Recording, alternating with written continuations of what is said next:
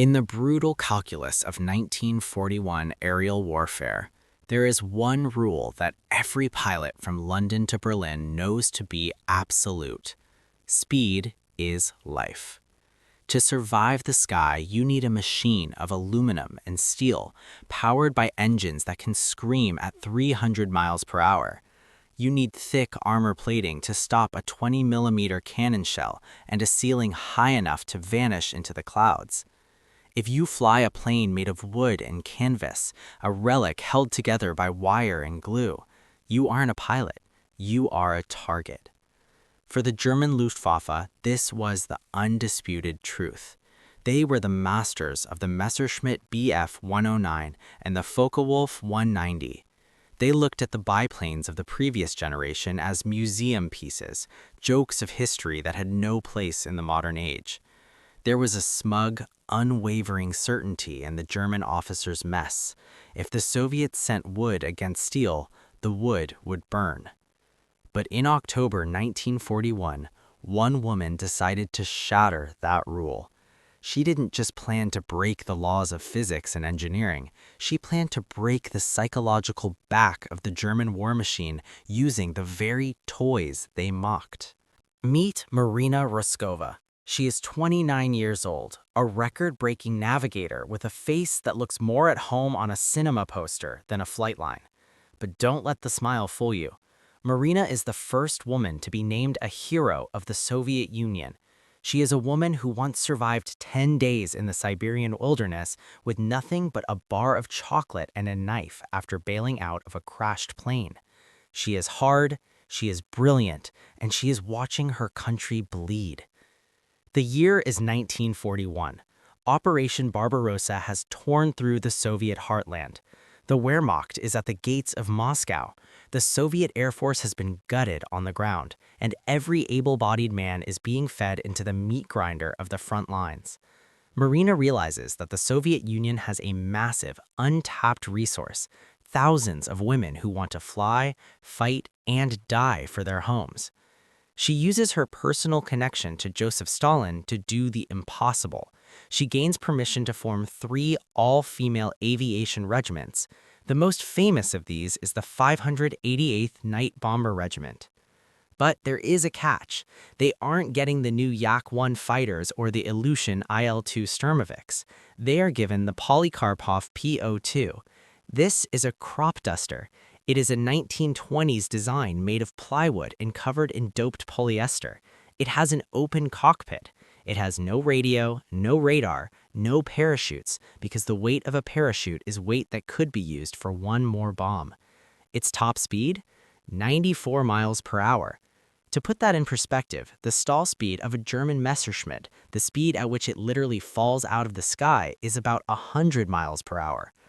The German pilots see these sewing machines on their intelligence reports and they laugh. They call them Russfein or Russian plywood. They joke that a single machine gun burst will turn them into a bonfire. They face a challenge they believe is a joke.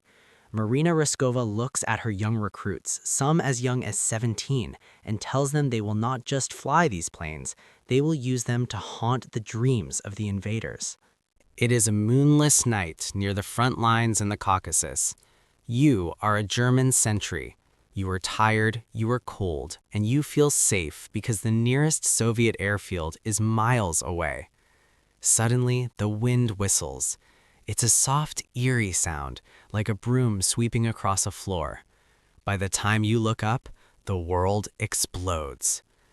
This is the tactic Marina Raskova perfected. Because the Pod-2 is so slow and light, it can do something no modern fighter can. As the planes approach the German lines, the pilots throttle their engines back to idle. They glide in total silence. The only sound is the wind vibrating through the wire stays of the wings. They are ghosts. The 588th begins their run. Nadezhda Popova is in the cockpit. She is 19. Her navigator, Katya, sits behind her, holding a map by flashlight. They carry only 2 bombs under the wings and 2 more under the fuselage. That is all the sewing machine can handle. 1,000 meters. The German camp is a cluster of shadows below. 800 meters. Nadezhda cuts the engine. The silence is deafening. 500 meters. You can hear the distant bark of a dog on the ground. 300 meters. Now. Katya pulls the manual release wires. The bombs fall. The wooden plane lurches upward, relieved of its burden. Below, a fuel depot erupts in a geyser of orange flame. The German camp wakes up in a panic. Searchlights snap on, sweeping the sky frantically. They are looking for fast-moving silhouettes. They are looking for the roar of engines. They find nothing but the darkness. Then the second wave hits, and the third. Because the Pod-2 can land in a small field and take off again in minutes, these women aren't flying one mission a night. They are flying 15. They land, they hand-load new bombs, they take off, and they strike again. They are relentless. The German reaction shifts from mockery to sheer, unadulterated terror. They begin to describe the sound of the whistling wings as Hexennacht, the night of the witches. They claim the Soviet government is giving these women special pills that give them the night vision of a cat. But the danger is real. One night, the Luftwaffe sends up a Max fighter, a specialized night interceptor. The German pilot spots a Po-2 caught in a searchlight. He dives.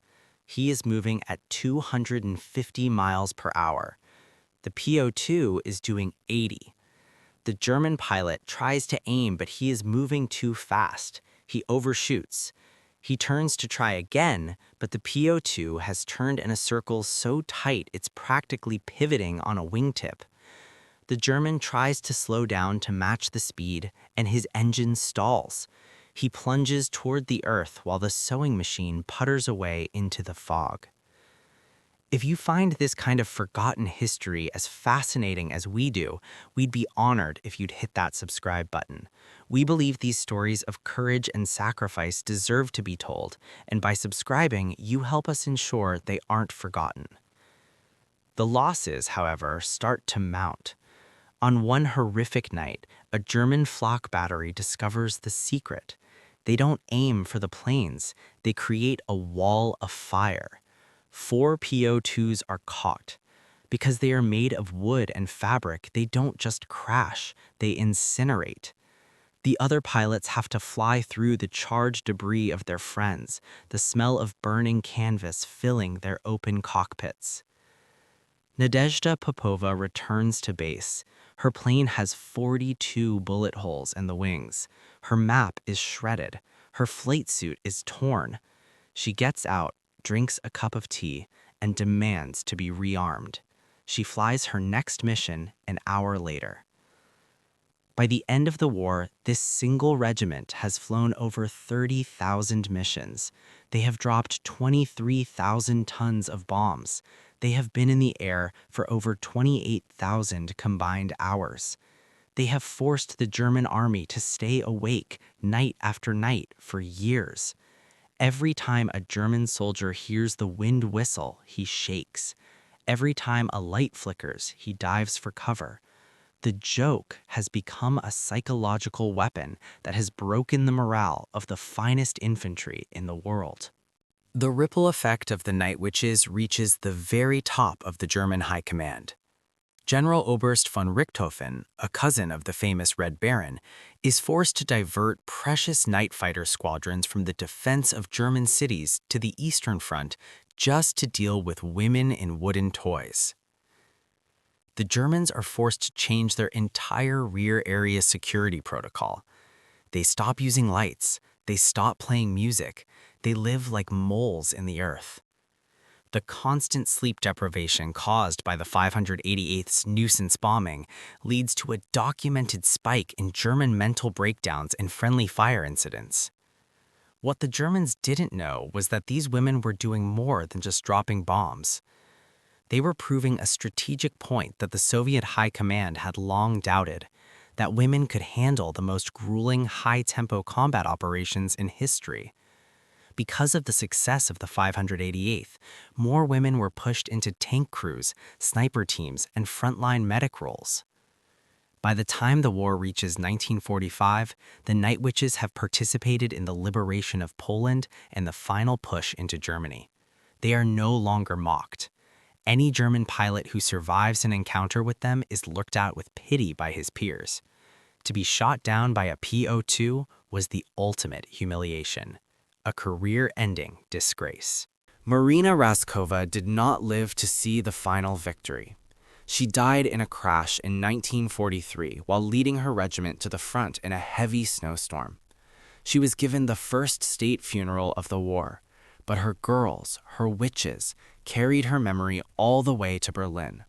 Nadezhda Popova, the girl who flew 852 missions, lived to be 91 years old. To her final day, she remembered the smell of the wind and the silence of the glide. These weren't just soldiers. They were students, poets, and daughters who were told they weren't strong enough for the sky. They responded by becoming the most decorated unit in a Soviet Air Force, producing 23 heroes of the Soviet Union. We tell this story because history often forgets the sewing machines. We focus on the jets and the rockets, but we forget that 30,000 German casualties were caused by women flying Plywood planes with no parachutes. They proved that courage doesn't need armor plating, and that an underestimated enemy is the most dangerous kind of all. If this story moved you, please hit that like button. Every click tells the algorithm this piece of history is worth remembering. We're dedicated to rescuing these forgotten stories from the archives. If you want to join us on this mission, please subscribe and turn on notifications. Where are you watching from? Drop a comment with your city or state and tell us if someone in your family served in an aviation unit. Thank you for ensuring that Marina Raskova and the 261 women of the 588th do not disappear into silence. They deserve to be remembered.